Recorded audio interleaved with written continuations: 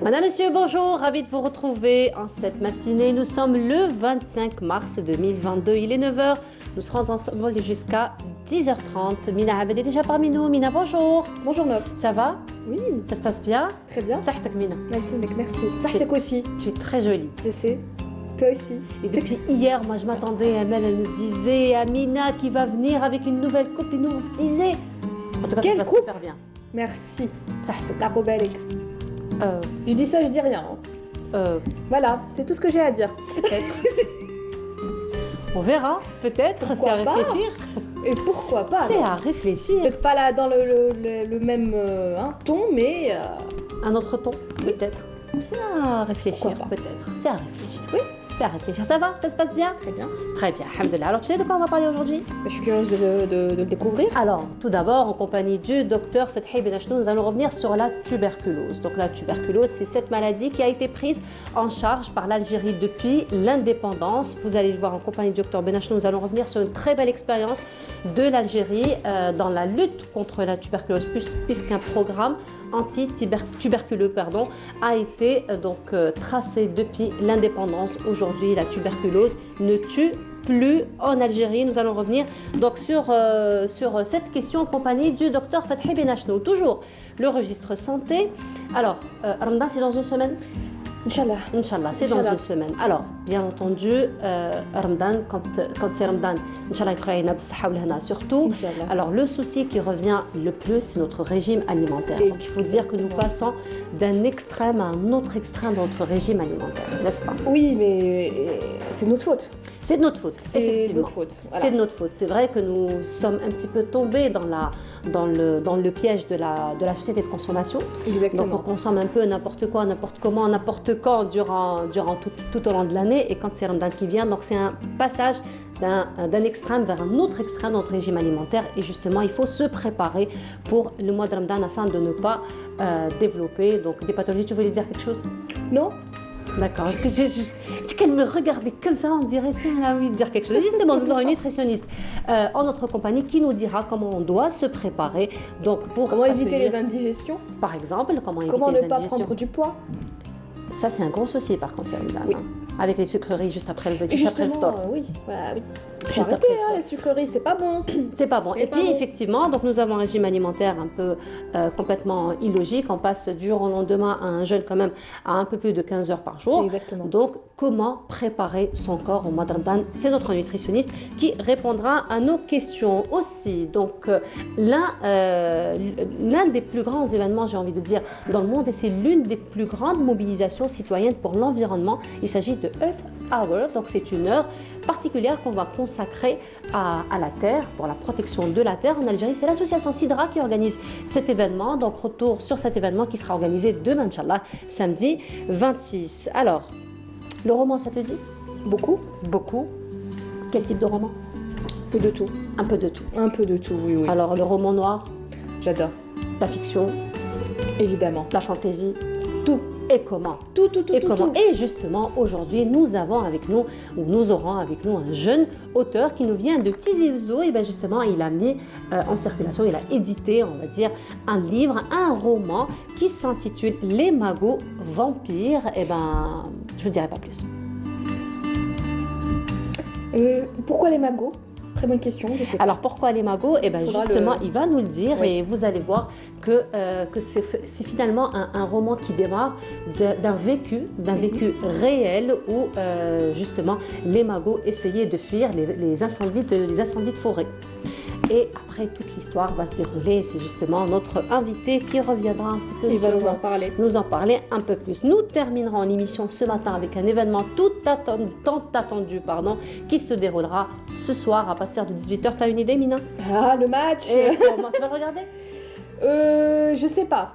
Oui, non, je vais regarder. C'est à 6h, je vais regarder. Alors moi, ça va être comme à chaque fois, je ne regarde pas. Tu vas juste écouter. Je vais juste écouter l'environnement. Alors si ça crie, ça veut dire qu'il y a un but quelque part. Si ça crie, ça s'arrête d'un coup. Voilà, et si ça gagne, je revois le match. Ah oui? Oui. Oui, mais je sais pas. Oui, mais après au moins... Il n'y a plus de... Au moins l'hypertension artérielle, on va pouvoir un petit peu... Là, je suis on connaît la fin. Mais au moins on connaît la fin. Il n'y a pas le suspense, il n'y a pas le... sais pas comment tu Déjà, fais, pendant mais- 90 minutes, je suis cloisonnée dans une chambre à attendre que les voisins crient, attendre que mon père et que, C'est bien ça, 90 minutes que tous les avant membres que les de la voisins famille crient. voilà, commencent à crier. C'est déjà pas mal, hein? Chers voisins, essayez de crier chaque 5 Plus minutes. fort. Voilà donc pour le menu de cette matinée. Et vous l'auriez compris, Mina Abed est là pour nous donner un peu plus de détails sur les nouvelles du ciel, mais ça sera juste après cela.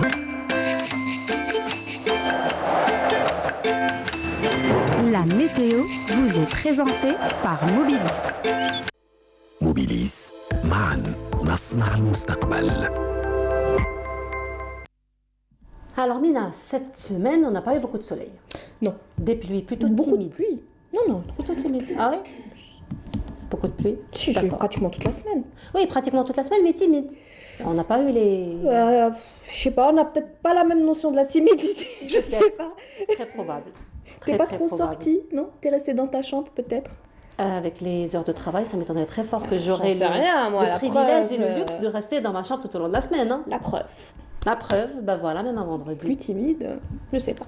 Ouais. Bon, tu nous donneras un peu plus de détails peut-être Mais en que- tout cas, il y a eu beaucoup de pluie ce matin et toute la nuit d'ailleurs à Douala. À Douala. Oui, Ah ben voilà, à Douala, donc là où le match va se dérouler. voilà, j'espère que ça se passera bien. Hein. Inch'Allah. Avec la pelouse et les pluies. Inch'Allah, justement, on va revenir un petit peu sur les préparations et les préparatifs de l'équipe nationale pour ce match. Je te donne un peu plus de détails donc, pour aujourd'hui. Avec plaisir. Voilà, de toute façon, aujourd'hui, il ne va pas y avoir beaucoup de monde qui va sortir en week-end, ce qui est sûr. Hein, parce que la Non. préparation pour 18h, Non, ça va non. se faire tout au long de la journée. Ça va exactement, les maillots, les chapeaux, les drapeaux, voilà. On sort toute la panoplie. Alors, on me dit que ce sont des pluies diluviennes à Douala, par contre. Non, il y a eu énormément de pluie Énormément hein, de toute la nuit. C'est pour ça que je t'ai parlé un petit peu de l'état de la pelouse pour l'après-midi. J'espère que, Voilà, donc on j'espère espère que ça juste ira. que la pelouse ne prendra pas un coup après ces je- pluies diluviennes. Je pense que si, mais bon, voilà. Bon, quand même, J'espère que ça ira. J'espère Quand que ça même. ira pour eux. quand même. Voilà. Big up to notre équipe nationale. Exactement. Voilà. Courage. Tu donnes un peu On est plus de avec vous. détails pour aujourd'hui, même si on sait qu'on ne va pas programmer grand-chose. Non. Non? Tu veux quand même ou pas? Oui, je veux. D'accord. Je veux quand même. Mais quand même, il y a la journée à 17h, peut-être qu'on va aller faire le marché. En peut-être même qu'on va temps, aller- le match n'est qu'à 6h, donc voilà. Oui, bon. Moi, je me prépare psychologiquement. Hein. Au cri des gens. Voilà. Ok. Si tu veux bien, bien sûr. Oui, je peux. Je n'attends que ça, Mine. D'accord. Allez, c'est à toi. J'ai essayé. Merci. Bonjour à tous, excellent réveil. Et bien pour cette journée, faudra s'attendre à des pluies, notamment à l'ouest du pays, un ciel nuageux, parfois même couvert sur le centre et l'est avec des vents assez forts. Sur les régions intérieures, des particules de sable en suspension pour les régions côtières sur la partie sud.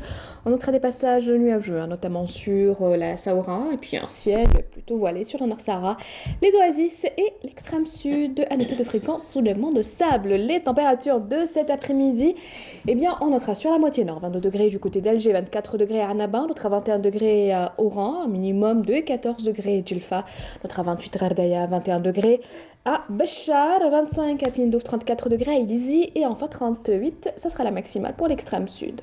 On passe tout de suite à l'état de la mer. Pour cet après-midi, on notera une mer peu agitée sur l'ensemble des régions côtières avec des vents entre 30 et 40 km/h à l'ouest du pays, entre 20 et 40 km/h sur le centre et enfin entre 30 jusqu'à 50 km/h vers les côtes est.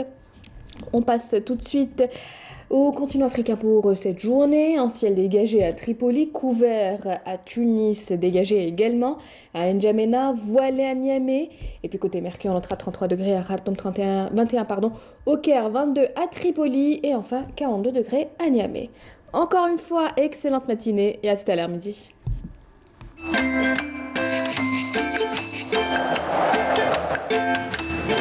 La météo vous est présentée par Mobilis. موبيليس معا نصنع المستقبل. Finalement, les températures restent plutôt agréables. Hein, Oui, non, pas trop froid, pas trop chaud, c'est pas mal. avec l'installation du printemps en plus. Exactement. Voilà. Le printemps commence à s'installer, mais on Commence. espère quand même qu'il y a encore de la pluie. Exactement. Ouais, on Exactement. Surtout, de toute façon, aujourd'hui, j'imagine qu'il y en aura encore Il y en aura encore Il y en à aura l'ouest, en espérant que ça se décale un petit peu vers le centre. vers le centre et l'est. On va le aussi. découvrir, on le découvrira tout à l'heure. Tout à l'heure après le journal télévisé, Tout à fait. après le journal du midi. Qu'est-ce Pardon, que t'as après le journal Les têtes C'est une composition de deux mots. Oui. Parfois, on a besoin de réinventer la langue hein, pour qu'elle Tu perdure. vas être étonnée. Alors, Bizarrement, je n'ai absolument rien entendu. J'ai vu ta tête, j'ai compris que tu as fait une petite gaffe. au fait, c'était une composition entre le journal télévisé et midi. Et tu as dit Et j'ai dit, jour midi, non j'ai dit journal midi ou Non, pas quelque chose comme ça. Pourquoi pas? Quelque chose comme ça. Voilà, j'ai même oublié l'invention. Dommage, j'ai pas entendu pour une fois. Ouais. Tant mieux. On se laisse aller un petit peu. Hein. Tant mieux, tant mieux, tant mieux.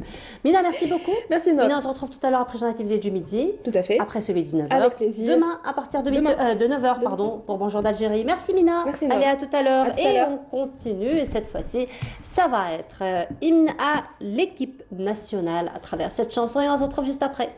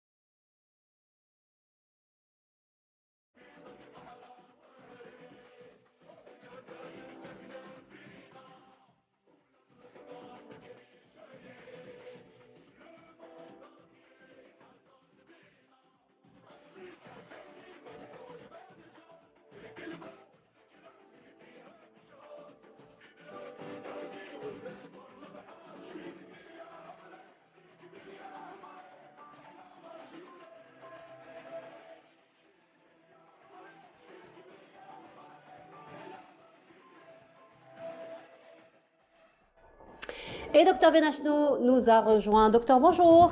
Bonjour, sabah al-khair, j'enlèverai pas mon masque. Voilà, aujourd'hui, vous venez en alarmiste, docteur. Non, pourquoi alarmiste? Je crois qu'il faut beaucoup plus se mettre au courant pour ne pas être surpris. Effectivement. C'est ça, c'est pas être alarmiste, c'est un univers, un monde, un développement, une évolution, une évaluation d'une situation. Et c'est ça, c'est être vigilant, tout simplement, être au courant, ne pas s'endormir, le ciel bleu. Ce matin, j'écoutais les oiseaux au réveil, au petit matin. C'est beau, je suis toujours sensible, mais il y a d'autres informations dont il faut connaître, et je suis médecin. Voilà, donc ce sont des prévisions aussi. Projections. Et c'est des projections calculées, mathématiques, ce qu'on appelle des modèles mathématiques. Ah, donc autant se prendre à l'avance pour ne pas encore revivre les scénarios catastrophes que nous avons eus. Si ces projections seront fausses, alhamdoulilah, ça va. Mais si ces projections... Voilà, un scientifique, il tient compte de toutes les théories, il les évalue, et il faut qu'il y ait un échange d'informations.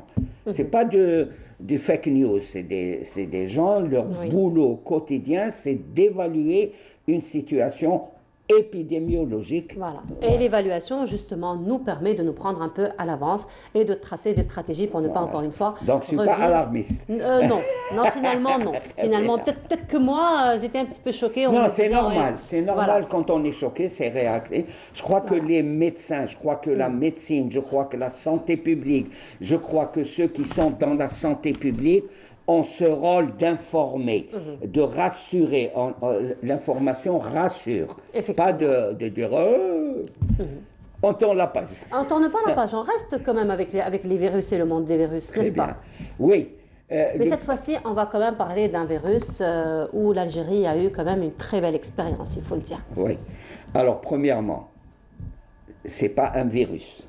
C'est ce qu'on appelle un bacille. Donc, on peut le détruire par des médicaments. Mais je suis d'accord avec vous, il n'y a pas que les virus qui donnent des épidémies. Regardez le choléra, beaucoup de choses. Les épidémies, c'est lorsqu'on prépare un terrain pour que ce microbe, dans le sens algérien, microbe, pour que ce microbe puisse trouver un terreau pour se multiplier et s'étendre. La tuberculose, c'est là. Je dois dire d'abord, je suis très fier en tant qu'Algérien et médecin algérien, parce que c'est une des fiertés, c'est un des grandes victoires du système national de santé à l'époque. Alors, c'est toujours, regardez, toujours l'appareil respiratoire. Le virus, coronavirus, c'est l'appareil respiratoire. Ce sont ce qu'on appelle des virus aériens, des microbes aériens et transmissibles. Transmissibles de la même manière, de la même technique que le virus corona ou tout. Le bacille de la tuberculose se transmet par voie aérienne. Vous savez, quand je vous parle pourquoi je dis que c'est une grande victoire du système algérien. Souvenez-vous du legs que nous a laissé quand on sortait de la nuit coloniale. C'était pas uniquement destruction, on a tué des gens, destruction des montagnes, destruction des villes, tout ça, regardez, c'est là. Et là, on avait, mais un vrai problème, une vraie épidémie de tuberculose. Pourquoi? Les conditions de vie des Algériens, des indigènes, qu'on nous appelait à l'époque, des Arabes, c'était, par exemple, dans une chambre, toute petite chambre, c'est là où on habitait, il y avait 5, 6, 8, 10 personnes qui vivaient. Alors, la tuberculose est hautement transmissible. Elle se transmet rapidement. Alors, dans une masure, dans une petite chambre, dans des bidonvilles, là où vivaient les Algériens, la majorité des Algériens, je ne parle pas de la petite minorité, la majorité du peuple algérien était soumis étaient exposés à la tuberculose. Vous savez ce que c'est que la tuberculose? C'était les gens, quand ils marchaient dans les rues, ils toussaient du sang. Le sang sortait. Il y avait du sang. Il y avait, alors la partie la plus dangereuse, c'était quand il y avait une tuberculose purulente. Purulente. Et pourquoi je dis que je suis fier d'être médecin algérien, Allah yarham li qarrauna, regardez, c'était d'abord une toux. Et cette toux, c'est elle qui projette des bacilles de Koch, qu'on appelle, parce que c'est un allemand, K-O-C-H. C'est lui qui a découvert. C'est lui qui a découvert. Et c'est essentiellement l'appareil respiratoire qui est touché.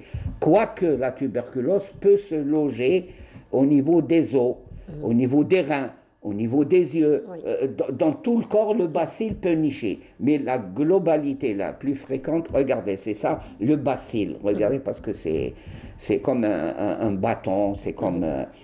Et là, c'est extrêmement dangereux, extrêmement contaminant, mais on a réalisé la façon, à l'époque, vous étiez même pas né, même pas conçu, même pas programmé. Du tout. Du tout.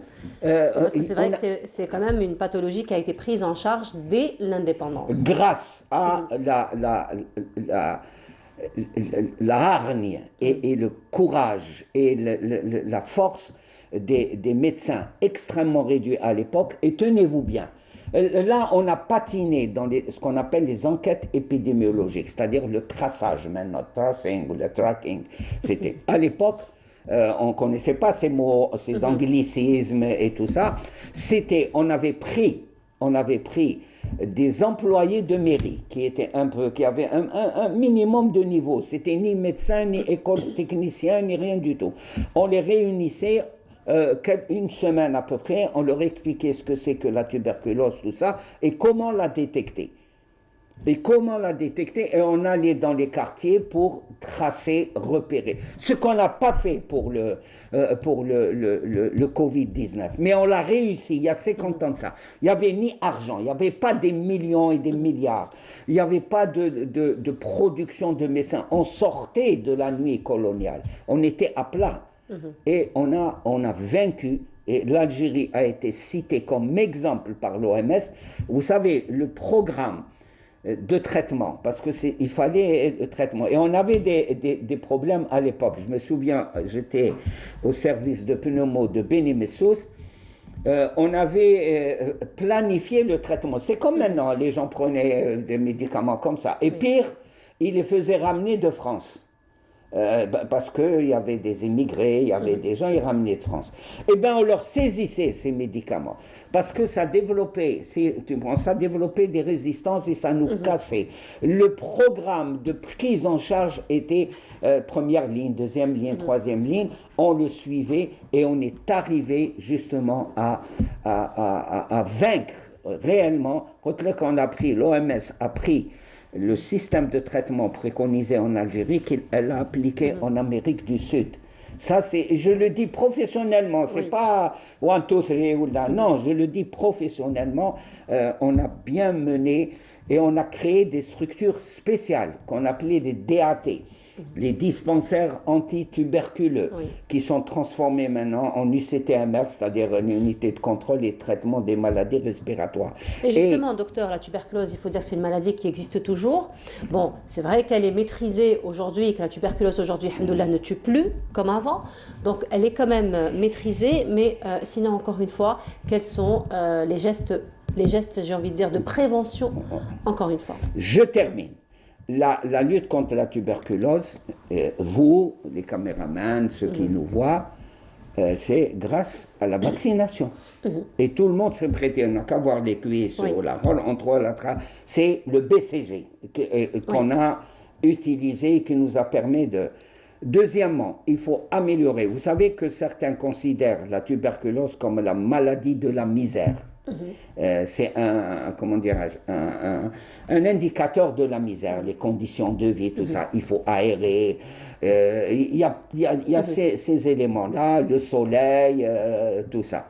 Deuxièmement, le vaccin, c'est important. Donc, messieurs qui disent ah, ok, le corona, on a créé un vaccin. Non, les vaccins existent. Oui.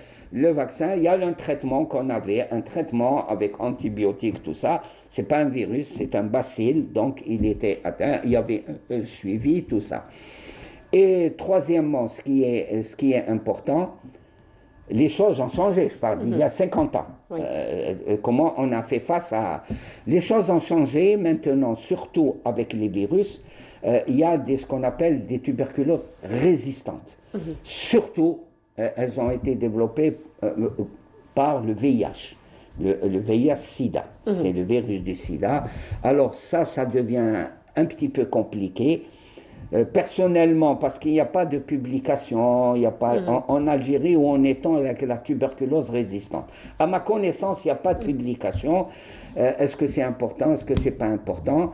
Et là, il faudrait faire attention. Par exemple, pour le VIH-Sida, comme il y a une atteinte du système immunitaire, donc on ne peut, la personne est exposée, livrée au bacille de Koch. C'est ce qu'on appelle une surinfection. Ça, c'est ce qu'on appelle aussi opportuniste, les infections opportunistes. Parce que le système immunitaire est faible, et ben les plus petites qu'on peut gérer devient quelque chose d'impossible. Là, ce qu'il faudrait, vaccin BCG, je m'adresse aux mamans. Ne pas suivre, par exemple, qu'à l'étranger, comme il n'y avait plus de tuberculose, on a arrêté la vaccination. Chez nous, je crois qu'il faut mieux étudier comme il faut la situation et parler de vaccination de BCG. Vous savez, c'est comme par rapport à maintenant, l'OMS reproche à certains pays européens d'avoir levé les restrictions concernant le Covid-19. Elle leur dit que ça a été une mesure trop rapide. Chez nous, je crois qu'il faut avoir cette attitude scientifique, pondérée, réaliste, de surveiller les choses. On n'est pas à l'abri d'épidémies de toutes sortes. Effectivement. Alors, par rapport, donc encore une fois, à la tuberculose, donc à quel moment il faut s'inquiéter, surtout pour son diagnostic? Comme le Covid-19, la même chose. Vous toussez, une tousse sèche, parce qu'il y a les tousses sèches et les tousses productives. C'est les tousses sèches. Tousses sèches, globalement, peut être productive. Deuxièmement, une dégradation de l'état général. Ça, c'est flagrant, les gens sont... on a, alors là, c'est important, on a une fièvre nocturne avec sudation. Je vous décris le tableau classique courant, c'est tous ces éléments. On vérifie la personne, elle n'est pas vaccinée, on voit, c'est ça le travail des épidémiologues, c'est ça le travail des traceurs. Et dès qu'on détecte un cas, par exemple dans une cité universitaire, dans un quartier, dès qu'on détecte, il faut tout de suite envahir pour fermer les possibilités de transmission. L'hospitalisation, vous savez qu'avant, on allait dans les sanatoriums, tout ça. Ça s'est amélioré. Vous ne restez pas longtemps à l'hôpital, le temps. Et maintenant, je crois qu'il ne faut plus hospitaliser, sauf certains cas qui méritent de... Mais ça, c'est très important. L'amaigrissement, l'atout, les conditions de vie, tout ça, je crois qu'il faut. Et je dis à mes jeunes confrères et consoeurs, pensez toujours à la tuberculose en premier lieu. Malgré ce tintamarre, à juste titre, du Covid, de pas mal de pathologies, je crois qu'il faut toujours penser en Algérie à rechercher la tuberculose. Et qui peut se trouver partout dans le corps, attention, mais le plus souvent les poumons. C'est au niveau des poumons. J'ai été très fier et très heureux et très content de parler de tuberculose, de la lutte anti-tuberculeuse en Algérie. Voilà, effectivement, de toute façon, à chaque fois vous parlez de ça, à chaque fois j'ai envie de dire un chapeau bas pour tous ceux qui ont tracé non seulement ce programme antituberculeux, mais aussi tout le programme de vaccination. Et de formation, informer. Merci beaucoup, docteur. On se retrouve vendredi prochain pour une autre thématique. Docteur, ce soir, rendez-vous avec l'équipe nationale à 18h. Vous allez regarder le match? Je travaille ce soir. Ah, il travaille ce soir. Donc je travaille dans le sens où je dois donner une conférence au sujet de Ramadan, qu'est-ce qu'il faut consommer, ce qu'il ne faut pas consommer. Justement, on va parler de ce sujet dans un tout petit moment en compagnie de notre invité. Donc, vous allez attendre un petit peu les résultats du match. Ouais, j'aurai une oreille. Vous aurez une oreille quand même quelque part. Merci beaucoup, docteur. Donc, on se voit vendredi prochain, Inch'Allah, pour une autre thématique. On continue. Cette fois-ci, nous allons aller du côté de Timimoun pour rencontrer une artisane, elle qui se spécialise dans la fabrication de savons à base de produits 100% naturels. Et c'est Naïm Al-Walish qui l'a rencontrée. Ancienne journaliste à la radio locale d'Adrar, Khaira Moussaoui, 48 ans, s'est très vite détournée de l'univers médiatique pour une vocation artisanale. Fabriquer des produits cosmétiques ainsi que des lotions pour la médecine traditionnelle avec des articles naturels qui poussent essentiellement dans sa région natale du Gourara. Démonstration avec la fabrication d'un savon à l'huile de sésame. الحبوب هذه تاع الجلجلان ها هي الحبوب تاع الجلجلان هذه. Les graines de sésame qui poussent dans notre région sont uniques et on peut le reconnaître à la couleur brune, contrairement au sésame qui pousse dans le nord et qui est beaucoup plus clair. Doser, mixer, monter, démonter, le process de fabrication hérité de la grand-mère est immuable. Sauf que pour plus de confort et de rapidité, le robot moderne a remplacé la meule ancestrale. Pour 1 kilo de graines de sésame, par exemple, on obtient, en appuyant juste sur un bouton, 100 ml d'huile cédée à 2000 dinars. من أهم الزيوت اللي في المنطقة ومعروفة واللي عندها قرون وقرون وقرون هو زيت البطة. L'une des plus importantes huiles naturelles de la région se nomme Zit al-Batta, littéralement l'huile battue. Elle existe depuis plusieurs siècles et on appelle aussi en shloh Zit Koro en rapport avec cet écrin fabriqué avec la peau de chameau et dans lequel la mariée conserve l'huile pendant les 3 jours des noces. العروس عندها 3 أيام نهار يدق فيه البخور ونهار العطور ونهار تتجهز فيه زيت كورو اللي هي زيت البطة. نسبة قليلة من الزيت. Détentrice d'un savoir-faire ancestral, Khaira fabrique toutes sortes d'huiles végétales, une large gamme de savons, des lotions bénéfiques pour le corps et le visage et compte développer son atelier pour transmettre et faire connaître ses produits qu'elle vend via le net et qui sont typiques de cette région millénaire.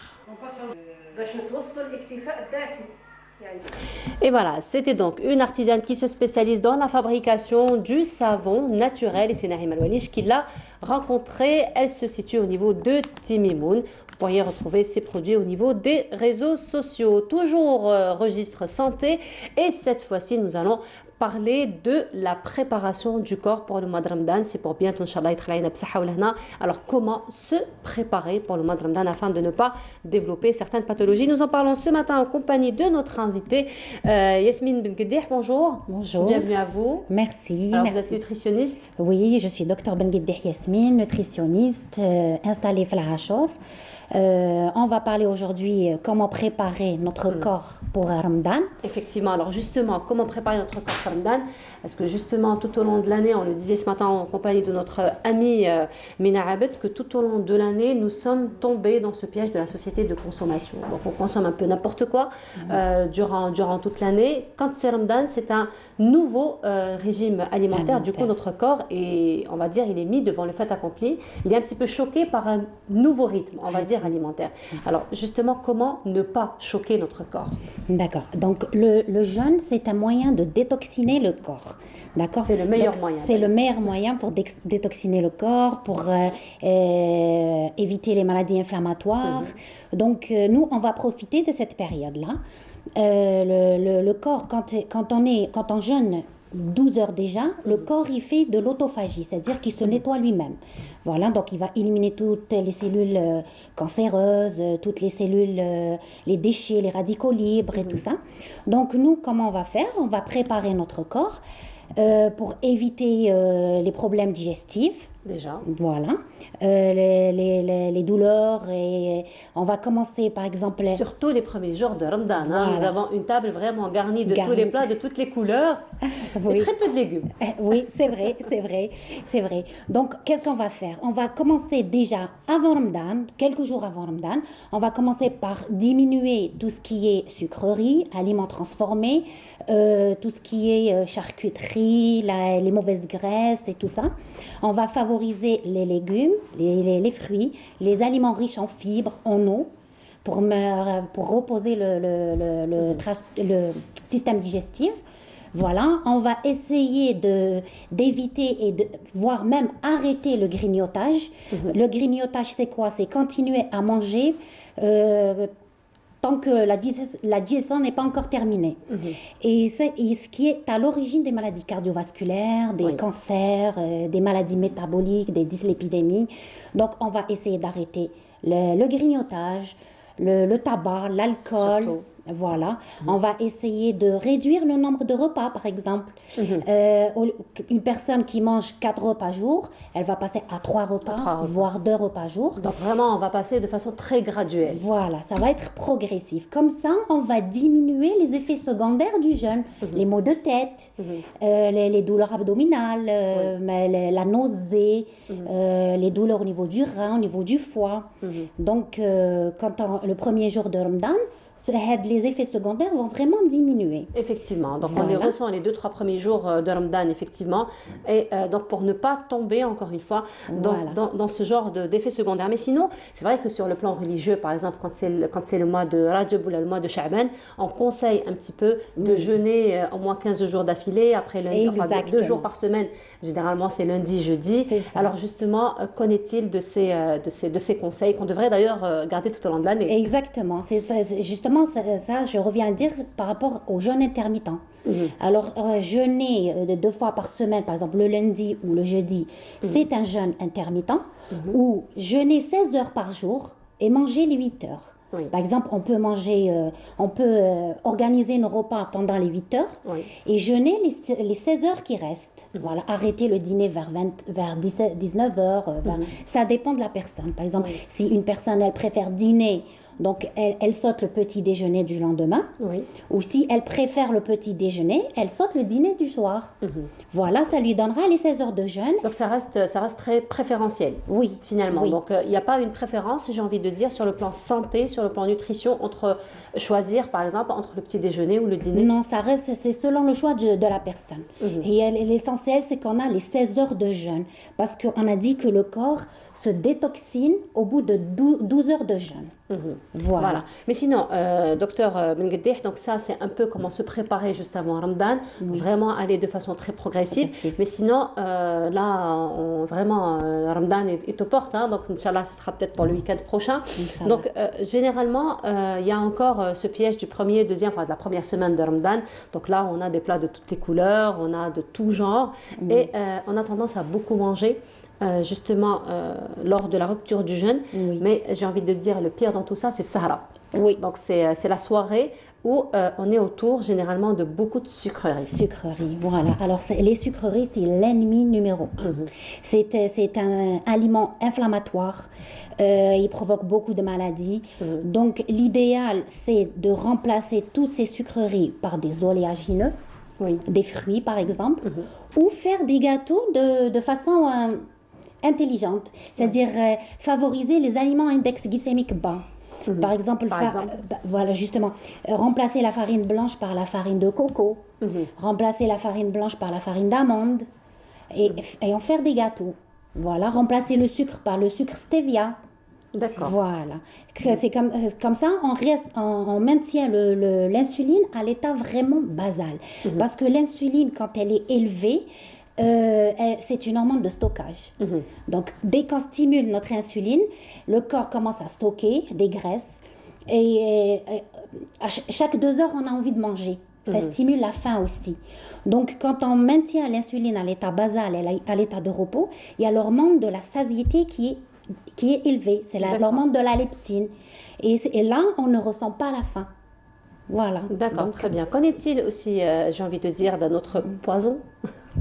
Les boissons gazeuses? Oui, les boissons gazeuses. Alors moi, ce que je conseille... Alors les boissons gazeuses, pourquoi je dis poison? Parce que je connais certaines personnes, même si moi je suis une très grande consommatrice de boissons gazeuses, hein, donc pour être honnête avec tous nos téléspectateurs, mais je connais certaines personnes qui rompent le jeûne avec des boissons gazeuses. Donc là, c'est un peu pire, j'ai envie de dire. Oui, ça c'est une bombe. Je me console. On peut dire que c'est une bombe à sucre, une bombe nucléaire. Elle va détruire le corps, elle va... Moi, ce que je propose, c'est pour une personne qui aime les boissons gazeuses, prendre de l'eau gazeuse, par exemple, et l'aromatiser avec du citron, avec un peu d'orange, faire des jus presser l'orange, presser le citron. On peut mixer même la fraise. Voilà, c'est comme ça qu'on peut aromatiser notre eau. Voilà, donc finalement, les boissons gazeuses, il faut qu'on oublie. Oui, oui, oui. De temps en temps, peut-être. Même pas. Même pas. Ouais, rien. Rien. Une fois par mois. Je Même négocie. pas. Une fois tous les 3 mois. Même pas. Rien du tout. Une fois tous les 6 mois. Peut-être, d'accord. d'accord. Voilà. J'ai eu quand même un petit peut-être. Quand même, j'ai réussi à négocier au moins tous les 6 mois. Moi, avant, je ne pouvais pas m'en passer. Oui. Mais maintenant, je n'arrive plus à en prendre. Ça y est. Ah bah félicitations. La Kobalina, Inch'Allah. Inch'Allah. Mais sinon, docteur, aussi, il y a une autre question que je voudrais aborder en votre compagnie. Il y a certaines personnes qui sont, on va dire, tout au long de l'année en diète. Oui. Donc c'est vraiment, j'ai envie de dire, une prise de conscience, donc de prendre sa santé en charge. Et donc ce sont des régimes alimentaires très spécifiques que la personne donc s'organise pour elle-même. Alors qu'en est-il justement de Ramadan? Donc pour passer encore une fois à ce régime, enfin on va dire un mode de vie, c'est pas vraiment un régime mais un mode de vie diète vers Ramadan. Parce que Ramadan, c'est vrai que c'est un mois très particulier, il y a des odeurs particulières qu'on voudrait trouver à la maison. Et donc il y a quand même d'une manière ou d'une autre ce changement alimentaire. D'accord, donc pour une personne qui a pris déjà conscience et qui mange équilibré, qui connaît à peu près l'alimentation saine, ben, il n'y aura pas un grand changement. Hein. Elle peut... Allez-y. Vous savez ce qu'on est en train de me dire? Oui. Zéro, light, c'est comme wello. Non, même pas light. Wello. Light, il est pire que la coca normale. C'est pire. Voilà. Moi, j'ai pu négocier une fois tous les 6 mois, donc c'est déjà pas mal. Allez-y. Donc, on parlait de ces personnes qui avaient pris un petit peu conscience. Donc, ils peuvent, par exemple, la personne a dit, elle peut prendre le shorba normalement. Oui. Par exemple, shorba fric ou... c'est déjà assez consistant. Oui, c'est consistant. Et puis, le fric, il a un index glycémique bas et puis c'est riche en fibres. Donc, ça n'influe pas sur l'organisme de la personne. On peut remplacer par les soupes de légumes. Oui. Voilà. Le plat de résistance, c'est avoir toujours une salade, des crudités, des légumes cuits à la vapeur, au four, cuits le plus normalement, par exemple une dolma, voilà. Et une grillade, il faut toujours avoir des protéines dans son assiette. Voilà, et avoir aussi tout ce qui est la bonne graisse. J'insiste sur les bonnes graisses. L'huile d'olive, l'huile de coco, l'huile d'avocat. Voilà, il ne faut pas avoir peur des graisses. On a tendance à dire « Ah, le gras, c'est le cholestérol ». C'est pas vrai. Le cholestérol, c'est le sucre qui fait augmenter le cholestérol. Voilà, ce sont déjà de fausses idées, des idées reçues que nous avons par rapport au cholestérol, effectivement. Voilà. Alors, par exemple, pour ce qui est bourek, les gens aiment le bourek, on ne peut pas s'en passer, Ramadan. Moi, par exemple, personnellement, ce que je fais à la maison, je fais des boureks, mais je ne les fais pas frire, pas de friture, même pas au four, à la panineuse.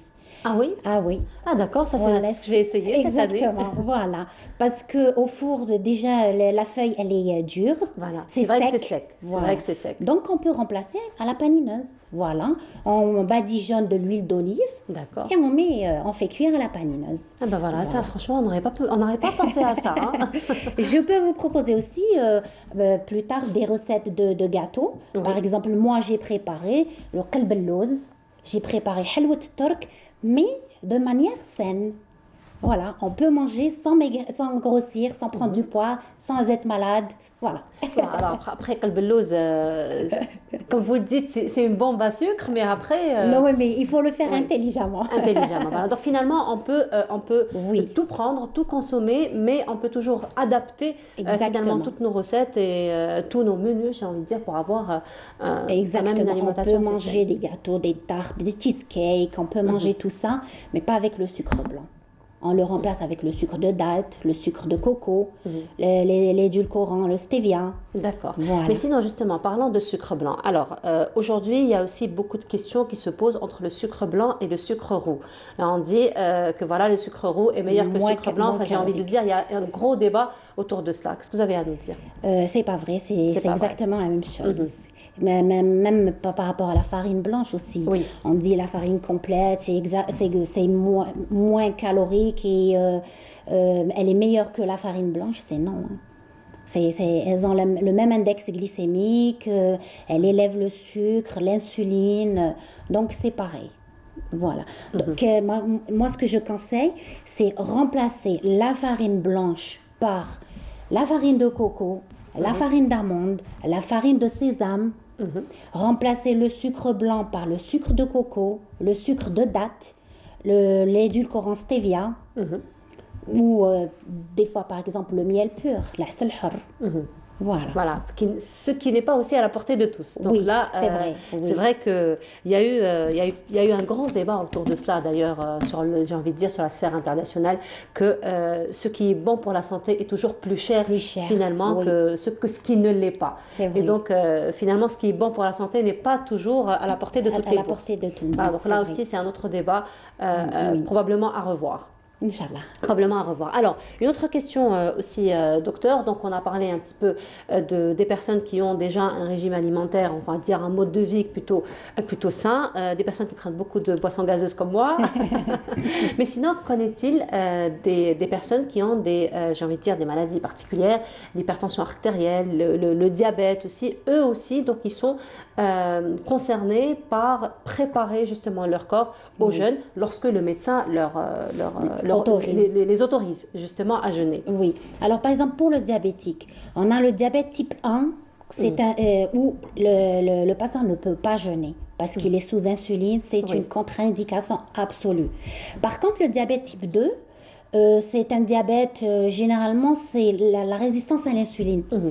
Donc, quand son diabète il est bien équilibré, c'est-à-dire on contrôle l'hémoglobine glyquée des 3 mois qui sont déjà passés, et la glycémie à jeun, si tout est bon, si son diabète est bien équilibré, il pourra jeûner le plus normalement possible, le plus normalement du monde. Voilà, mais sinon il va encore une fois réadapter, on va dire, les repas de Ramadan. C'est clair, il va réadapter, il va favoriser plus l'aliment à index glycémique bas. C'est quoi un aliment à index glycémique bas? C'est l'aliment qui a la capacité d'élever le taux de sucre dans le sang.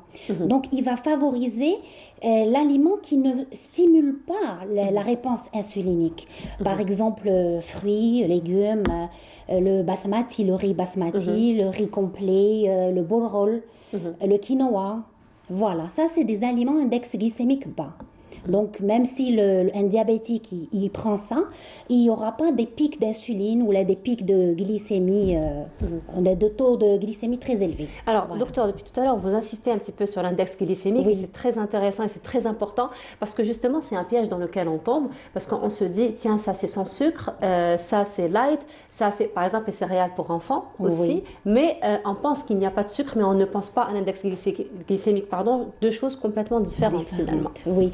C'est-à-dire on ne connaît pas le sucre caché. Ça existe le sucre caché. Par exemple, si on prend des céréales, on dit que les muesli, donc voilà, on se dit c'est light, or que c'est du sucre. C'est du sucre. Voilà. Donc, il faut apprendre à lire l'étiquette, les étiquettes. Quand on va au supermarché, c'est lire toujours l'étiquette et voir le taux de glucides, à quel taux, les glucides sont la boîte de céréales, les biscuits par exemple, voilà. Donc, quelle est notre limite? Comment? Quelle est notre limite? Ça dépend des régimes. Par exemple, il y a le régime cétogène, il y a le régime low carb, il y a plusieurs régimes. Voilà. L'idéal, c'est de ne pas dépasser 10 grammes. Dans les 100 grammes. Voilà. Dans 10 grammes dans les 100 grammes. Dans les 100 grammes. Voilà, 10 grammes dans les 100 grammes. Donc on compte ça 3 fois par jour, pour 3 repas par jour? Oui. Voilà. Très bien. Merci beaucoup, docteur, pour tous ces conseils. Ce sera pour quand les recettes? Bientôt. Merci beaucoup, en tout cas, d'avoir été parmi nous ce matin. Et je vous remercie de m'avoir permis de prendre une boisson gazeuse tous les 6 mois. Mais je ne vais pas tenir ma promesse. Je vais être honnête avec vous. Merci beaucoup, docteur. Donc, je rappelle, docteur Yasmine Benkedeh, vous êtes nutritionniste. Merci beaucoup, encore une fois, d'avoir été parmi nous ce matin. Et on continue. Et cette fois-ci, ça va être une balade à travers ces images qu'on vous propose. Et on se retrouve juste après.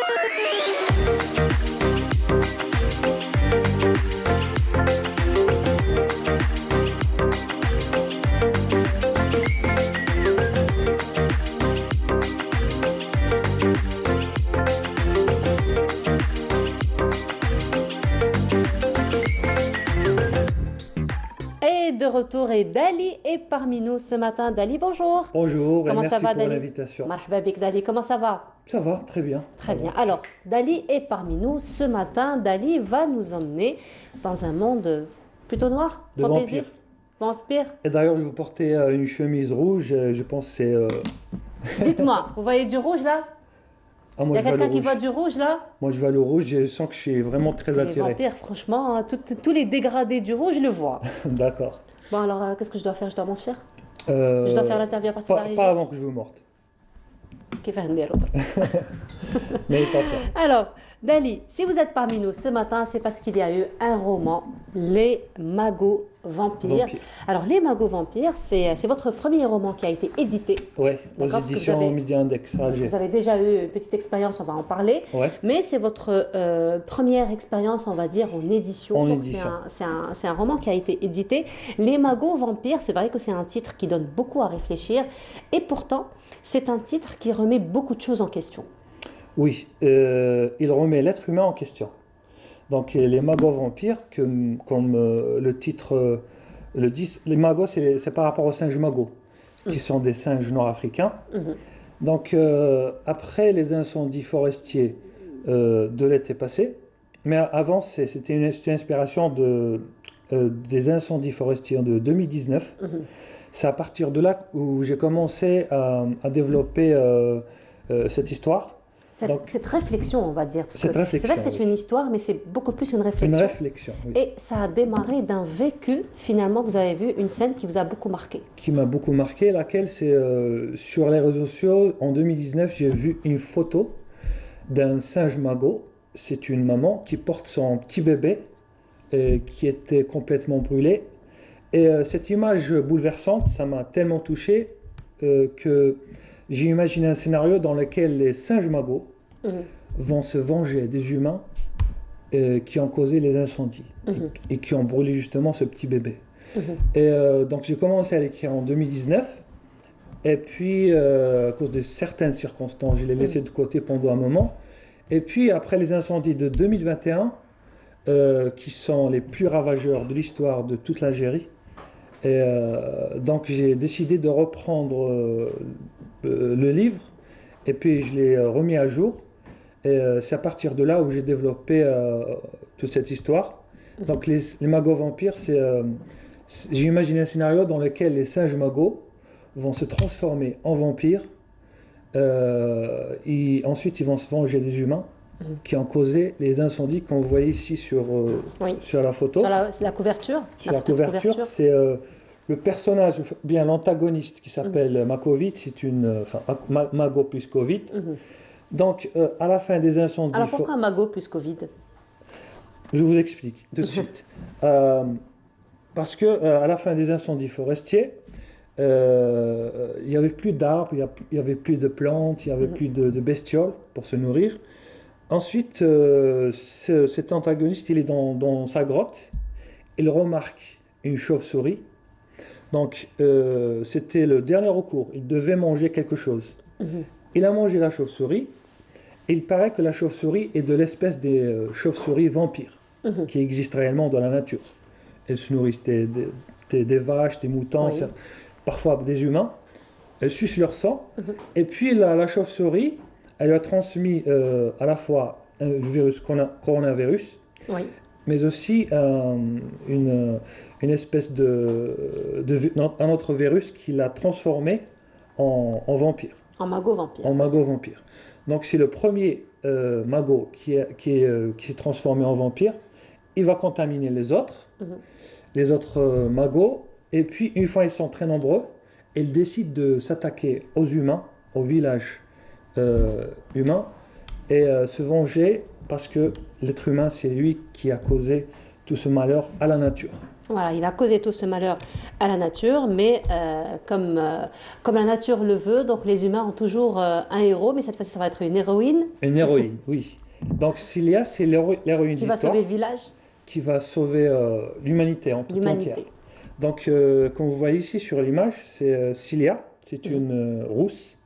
Donc, même par rapport à la couleur de ses cheveux, Le Alors rouge. pourquoi rousse? Parce que est-ce que ça a été un choix particulier ou c'est juste un... Bah, je voulais justement quelque chose qui aurait attiré les vampires, parce que les vampires sont attirés par le rouge, le sang, et je suis attiré par votre chemise. Ah, c'est pour ça que ma chemise vous a attiré. D'accord, oui, parce qu'elle n'est pas d'accord. rouge. Heureusement, et donc vous je êtes me pas dis- roquine. Non. Sinon Non. pour limiter les dégâts. Je ne pense pas que je vais risquer d'être roquine, surtout après ce roman. D'accord. Ensuite, bon, c'est juste symbolique. Oui, c'est symbolique, par rapport à effectivement. ça. Et puis Cilia, elle va fuir son Vous savez ce village. qu'on vient de me dire? Hein? Vous savez ce qu'on vient de me dire à Qu'est-ce la qu'on vous pastille? dit? Eh ben, on vient de me dire que si jamais vous allez essayer de me mordre, eh ben, il y aura beaucoup de monde qui vont venir me sauver. Ah, d'accord. Ah ben voilà. Mais si je vous mords, vous devenez un vampire. Mais entre-temps, je serai Vous allez sauvée. mordre les autres. Entre-temps, je serai sauvée. D'accord. Super. Alors, Donc on parlait de la roquine, donc Là. c'était un choix où vous vouliez quelque chose quand même, une je couleur voulais qui que se ce soit une rapproche un femme. petit peu. Si je voulais que ce soit une femme, une héroïne, étant inspirée par nos héroïnes en Algérie, Oui. savoir la Kahina, Fatima Soumer, et toutes les héroïnes de l'Algérie. Donc, je voulais que ce soit une femme qui s'impose au milieu des hommes. Donc, elle va fuir son village avec ses parents, après avoir perdu son frère qui est devenu un mago vampire. Donc, nous allons découvrir ça dans l'histoire. Et puis, elle sera motivée d'aller vers la montagne pour tuer le seigneur des magos vampires, qui se présente comme un dieu sur terre, pour à la fois sauver son fiancé, son homme, son amoureux, et aussi sauver l'humanité tout entière.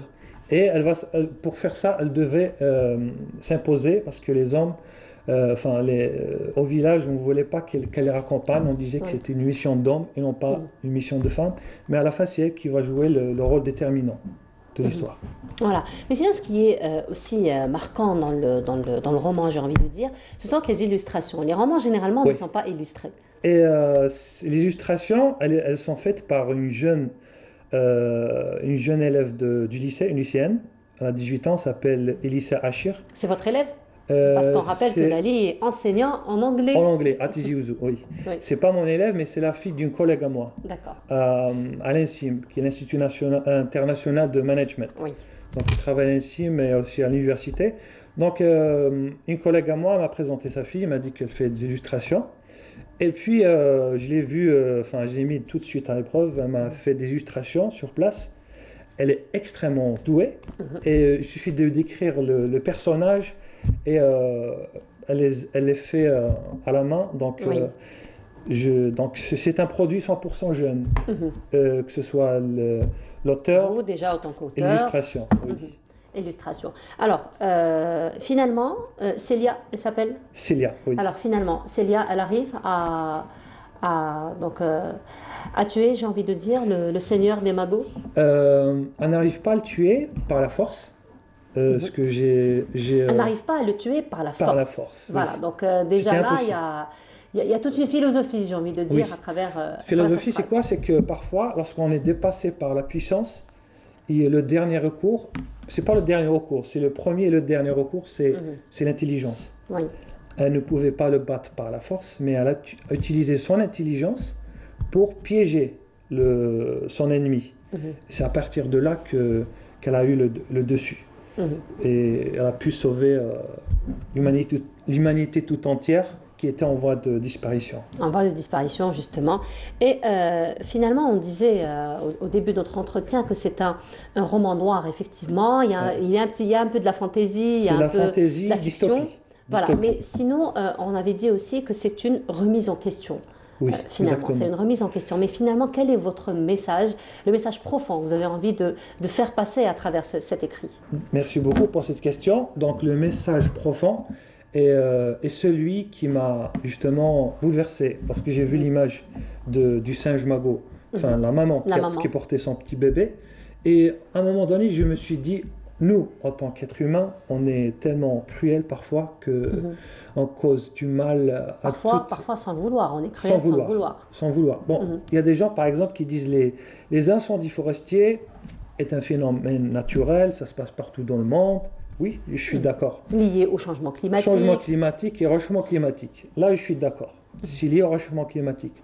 Mais par ailleurs, le réchauffement climatique, il a été causé par l'homme.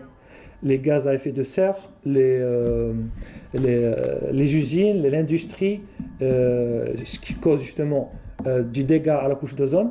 Et par la suite, il y a le réchauffement climatique. Et le réchauffement climatique laisse des conséquences, et parmi lesquelles, bien sûr, les incendies forestiers. Ouais. Donc, d'une manière ou d'une autre, l'être humain est impliqué.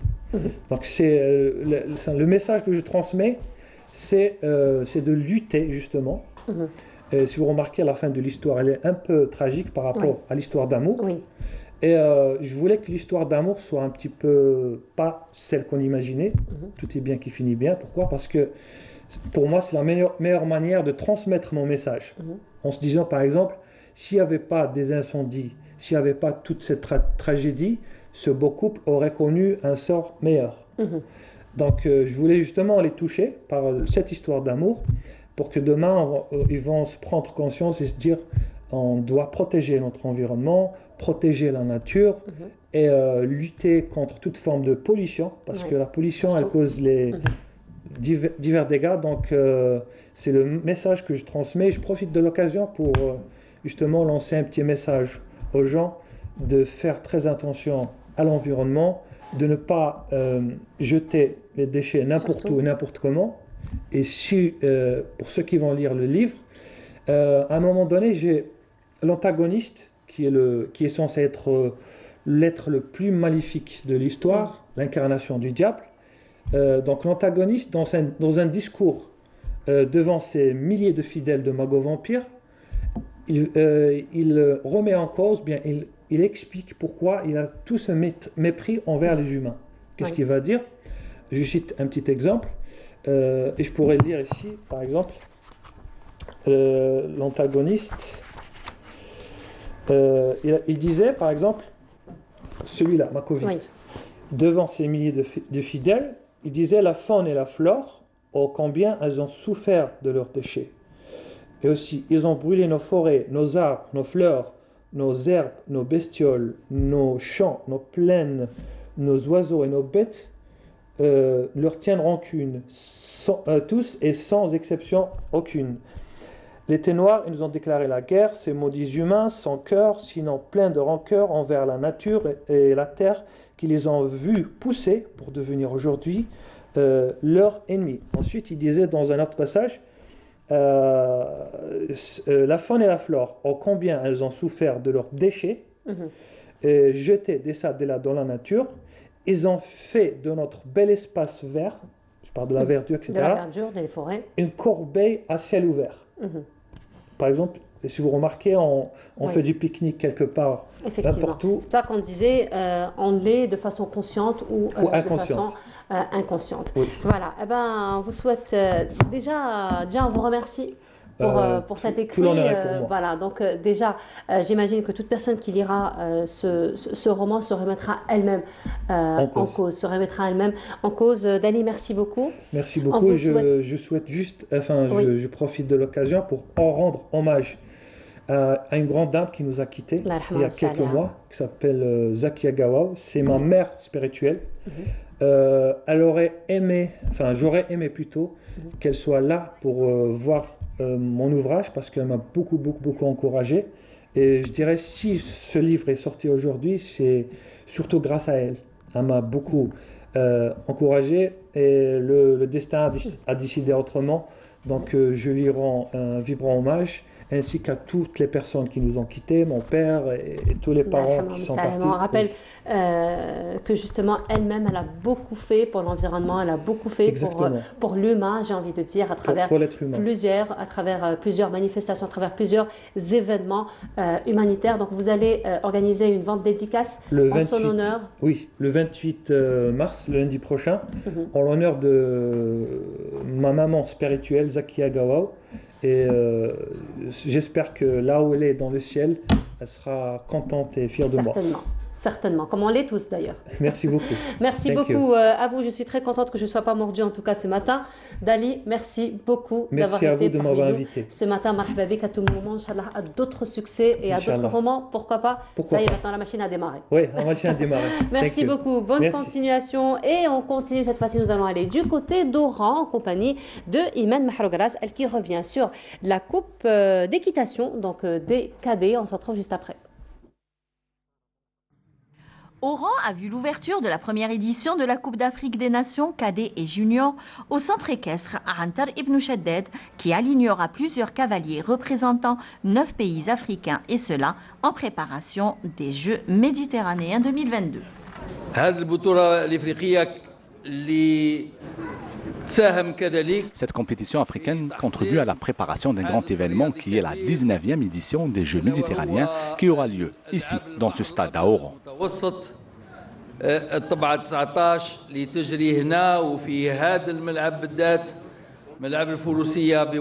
Nous sommes particulièrement ravis que pratiquement toutes les nations de la Confédération africaine soient ici, donc sont arrivées avec 2 équipes, une équipe junior et une équipe cadet. Pour nous, il s'agit donc de développer cette discipline dans le continent africain et nous y tenons vraiment très très fort. Nous avons la Tunisie, la Libye, il y a le Botswana, il y a également l'Éthiopie, il y a la Zambie, le Zimbabwe, l'Afrique du Sud en force. Cette Coupe des Nations junior cadet démarre très très bien et je pense déjà à un très bon niveau. Et je dois souligner l'organisation, les efforts qui sont faits et l'accueil de l'Algérie en général. Une opportunité pour nos cavaliers nationaux qui se confrontent à des compétitions internationales pour renforcer leurs aptitudes sportives. Cette Coupe des Nations, il y a une bonne ambiance, il y a eu 8 équipes pour les juniors et le niveau est assez haut, notamment pour les Sud-Africains et les Tunisiens.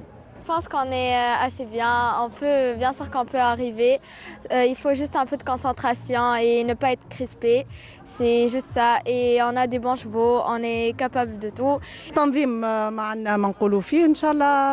L'important est dans la participation, maintenant on attend le résultat.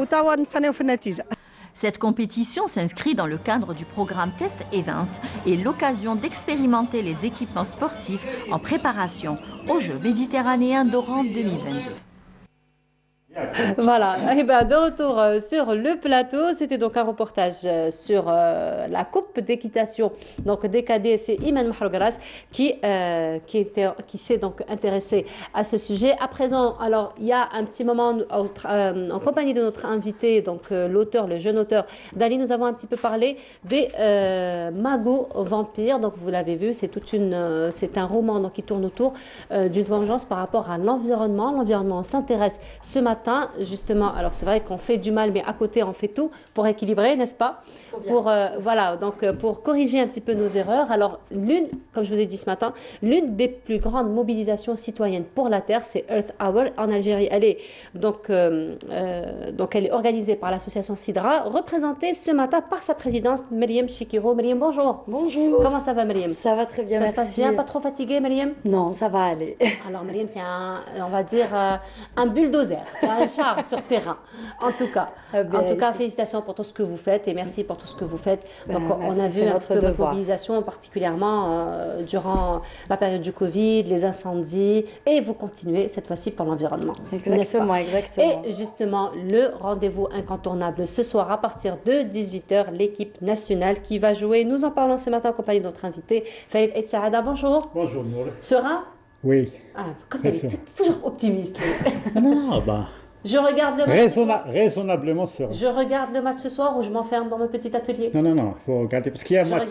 Mardi, on ne sait jamais. Mais aujourd'hui, on peut regarder. Je peux. C'est pas décisif. C'est important, mais pas décisif. Il y a la deuxième manche. D'accord, donc ça va. C'est pas très stressant. Oui. Donc je pourrais. Oui. Voilà. Nous allons en parler dans un petit moment. Je reviens à vous, Myriam. Donc demain, il y aura le Earth Hour. Donc d'abord, c'est une mobilisation, on l'a dit, l'une des plus grandes, si ce n'est la plus grande, donc en faveur de la Terre. Donc d'abord, Earth Hour, c'est quoi comme concept? Alors, Earth Hour, c'est le plus grand événement planétaire, comme vous venez de le dire, dans le monde. Donc il est célébré depuis 2007 à ce jour plus de 190 pays, plus de 7000 villes dans le monde. Donc à chaque fois, chaque année, c'est célébré le dernier samedi du mois de mars. Donc pour cette année, c'est demain, où le monde entier, tous ces pays participants, éteignent les lumières de 20h à 21h30.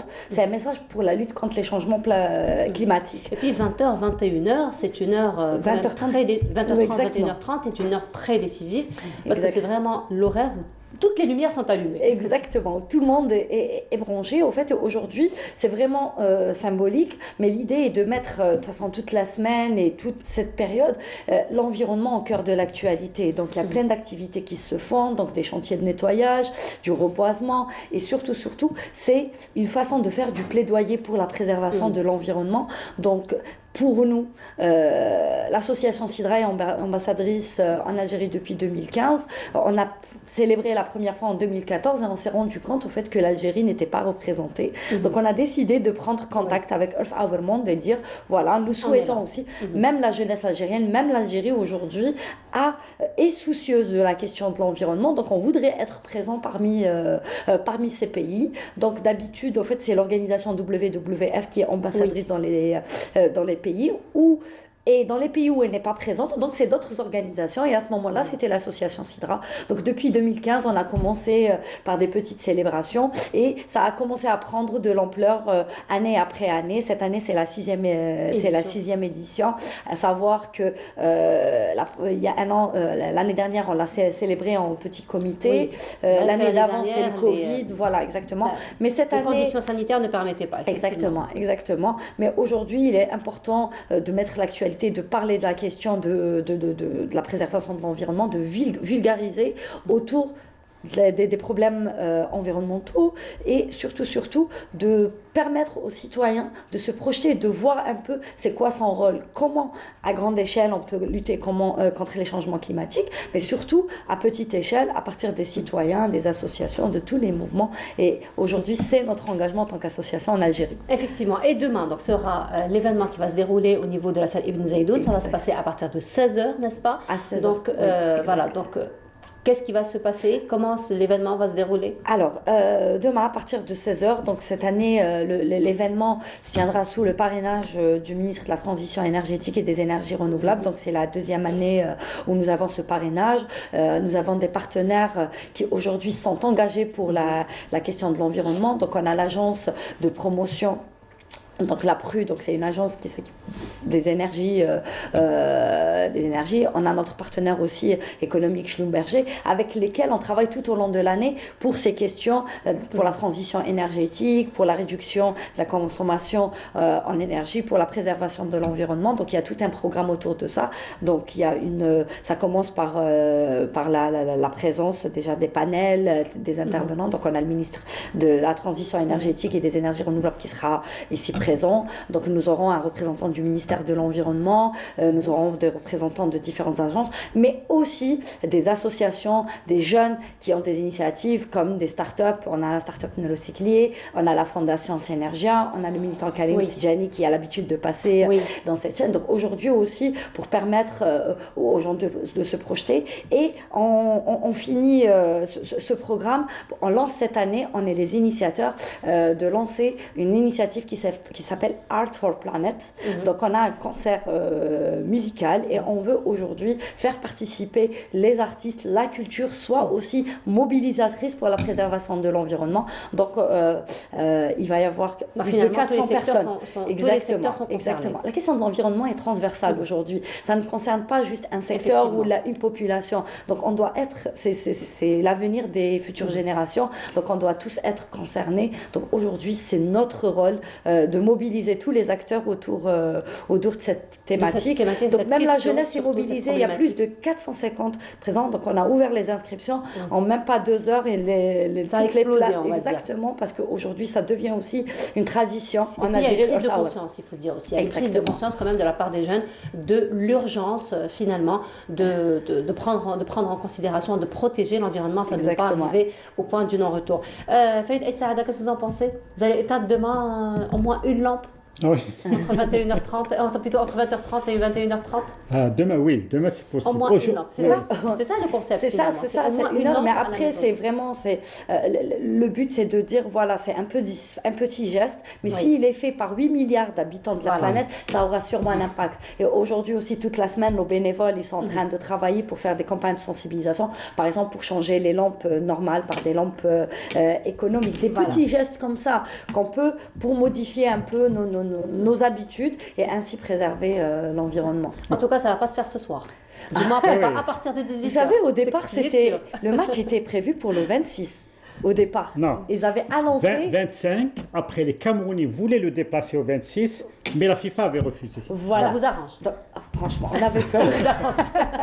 Mais tant mieux, parce qu'on sait très bien, on est tous derrière les Verts. Oui. Et, vous allez regarder le match ce soir? Oh, bien sûr. Un petit pronostic peut-être? On est les Algériens, bien sûr, on va gagner. Attitude 100% algérienne. Oui, il faut. Donc nous-mêmes, au siège de notre association, en fait, on a mis un écran et tous les membres, en fait, lors de la Coupe d'Afrique, même lors des éliminations, on se mobilise au siège de l'association pour regarder le match ensemble. Donc on fera de même ce soir. On fera de même ce soir et justement, on va en parler en votre compagnie, Farid et Saada. Donc vous dites que vous êtes serein, optimiste pour le match de ce soir? Oui, non, je suis optimiste pour la qualification parce que ça joue en 2 manches. Il y a ça, ce soir et il y a mardi. Oui, non, c'est vrai qu'il y a des craintes. Oui, pourquoi? Toujours. Par rapport à la mauvaise prestation en Coupe d'Afrique, par rapport au fait que l'Algérie n'a jamais battu le Cameroun en match officiel et tout. Bon, mais comme l'a si bien dit hier Jemal Belmadi en conférence de presse, il parlait de la série de 35 matchs sans défaite. Il a dit les séries sont faites pour être brisées. Et bien même la série d'invincibilité du Cameroun devant l'Algérie peut être brisée cette fois-ci.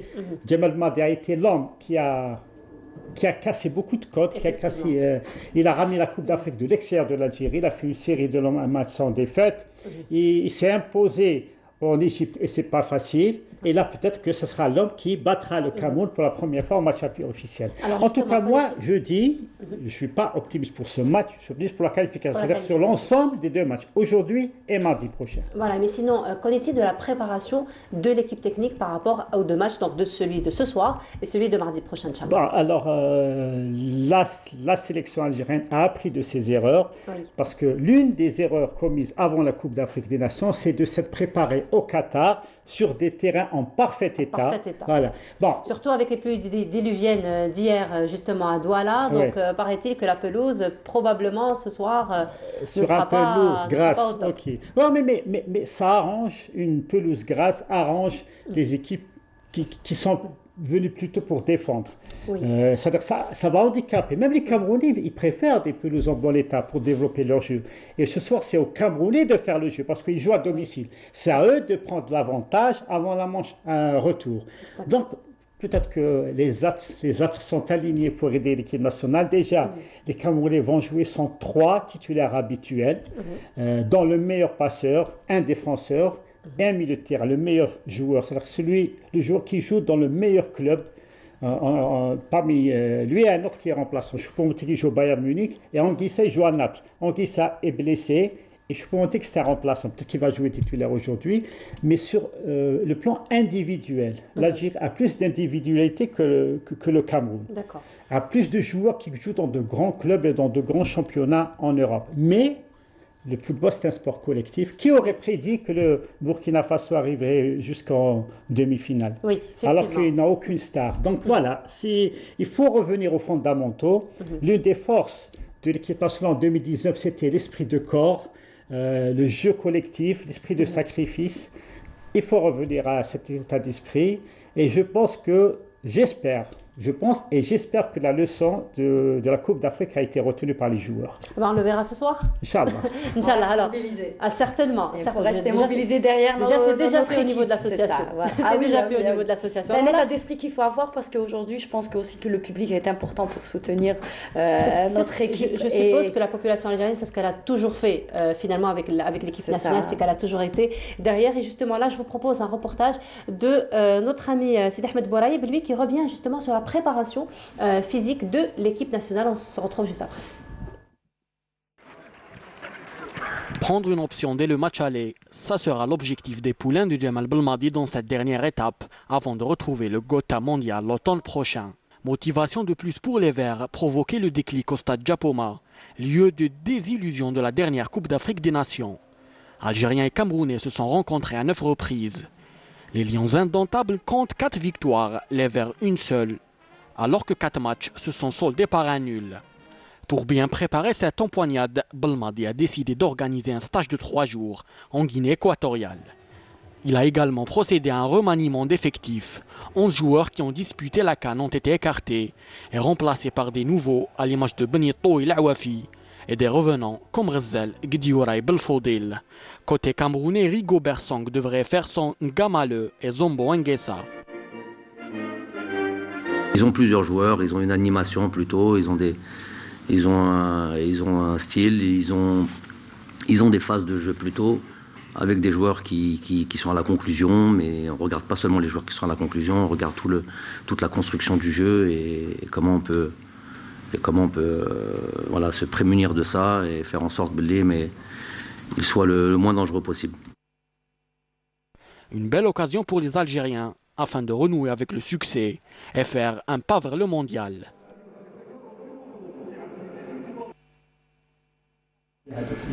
Et voilà, donc c'était un reportage de Sidi Ahmed Bouaraeb qui est revenu un petit peu sur la préparation de l'équipe nationale. Donc, Faïd El Saada, je reviens à vous. Donc, connaît-il un petit peu de la stratégie de Belmadi de ce soir ou pour ce soir et mardi?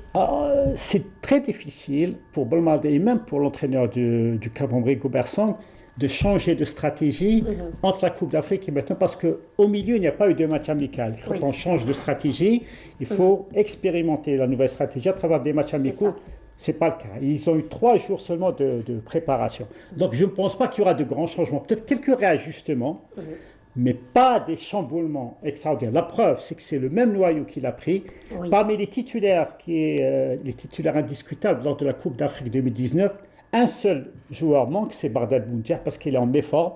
Mais sinon, le noyau dur est là, avec le retour de Adlen Guedioura, indispensable sur le plan physique, parce que le Cameroun est réputé être la sélection africaine la plus physique. Performante. Non, c'est-à-dire qui repose son jeu sur la condition physique, sur les duels, sur la puissance, etc. Donc il faut des joueurs puissants. Adlen Guedioura a fait ses preuves dans ce domaine lors de la Coupe d'Afrique des Nations.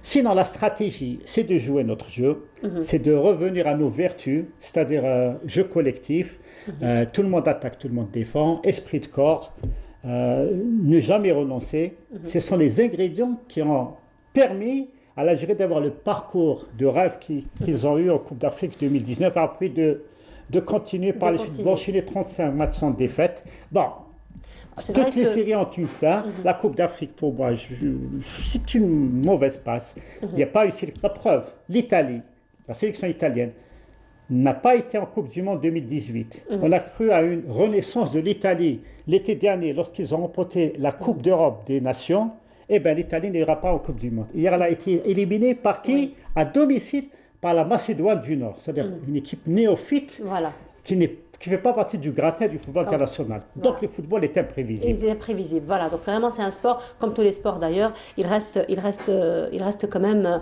imprévisible. Mais sinon, alors justement, la mauvaise expérience, on va dire, que nous avons eue avec la Coupe d'Afrique, qu'en est-il un petit peu du moral aujourd'hui, donc de l'équipe nationale? On ne peut pas dire que le moral est au beau fixe après une telle déconvenue. C'est-à-dire le plus grave, c'est que l'Algérie n'a eu aucune victoire au Cameroun. Il n'a inscrit qu'un seul but lors du dernier match. Donc, c'est dur à avaler pour l'équipe. Et encore, la Syrie a été, il a été mis cette série face à une équipe improbable. C'est ça. On s'attendait à être battu par le Cameroun, le Sénégal, la Tunisie, mais pas par la Guinée équatoriale. C'est ce qui fait mal. Donc, on ne peut pas dire que l'équipe, mais on connaît, c'est-à-dire historiquement, que les équipes algériennes, pas seulement l'équipe nationale, même dans les clubs, c'est quand elles sont dos du mur qu'elles réagissent. Pourquoi? Qu'est-ce qui a fait la force de l'Algérie aussi en 2019? C'est que personne ne l'attendait. Personne ne l'attendait, elle avait été éliminée sans gloire de la Coupe du Monde 2018. Elle n'a pas participé à la Coupe d'Afrique 2017, c'est l'édition précédente, éliminée au premier tour. Donc personne n'attendait l'Algérie. Et beaucoup de gens, quand ils faisaient les pronostics, personne n'avait cité l'Algérie parmi les favoris. Et ça a touché l'orgueil des joueurs.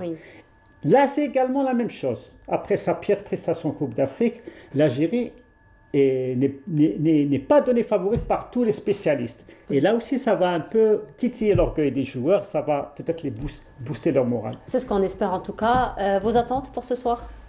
Bon, L'idéal, ce serait de gagner. Certainement. Mais au pire des cas, déjà inscrire un ou deux buts là-bas et ramener un match nul. Bon, l'idéal, c'est de gagner, quel que soit le score. Voilà. Mais sinon, pronostic? Pronostic? Non, je dis un pronostic global. Inch'Allah, on dira au Coupe du Monde. Mais sinon, Mariam, un petit mot pour ça? On se retrouve à l'association. Exactement. On se retrouve. Inch'Allah, Inch'Allah. Inch'Allah, en tout cas, c'est ce qu'on espère, bien entendu. Big up de notre équipe nationale. Inch'Allah, ils auront donc à gagner ce soir, n'est-ce pas? Alors, si jamais donc, ils ne gagnent pas, donc pour le mardi, nous, on espère qu'ils gagnent, hein, bien sûr. S'ils gagnent, s'ils font un match nul, alors... Un point très important, il y a les Algériens qui suivent les compétitions européennes, comme les éliminatoires de la Coupe d'Europe des Nations, la Ligue des Champions, etc. En Europe, il y a un changement de réglementation. C'est-à-dire un but marqué à l'extérieur ne compte pas double en cas d'égalité dans les compétitions européennes. Mais c'est toujours le cas dans les compétitions de la CAF et de la FIFA. C'est-à-dire si l'Algérie marque un but, si le match se termine un but partout, et qu'au retour il y a 0-0, c'est l'Algérie qui se qualifie au bénéfice du but marqué à l'extérieur. D'accord. Donc il est important, c'est pas décisif, mais c'est important de marquer à l'extérieur. Même si on perd 2-1, il suffit de gagner 1-0 au retour et on passe.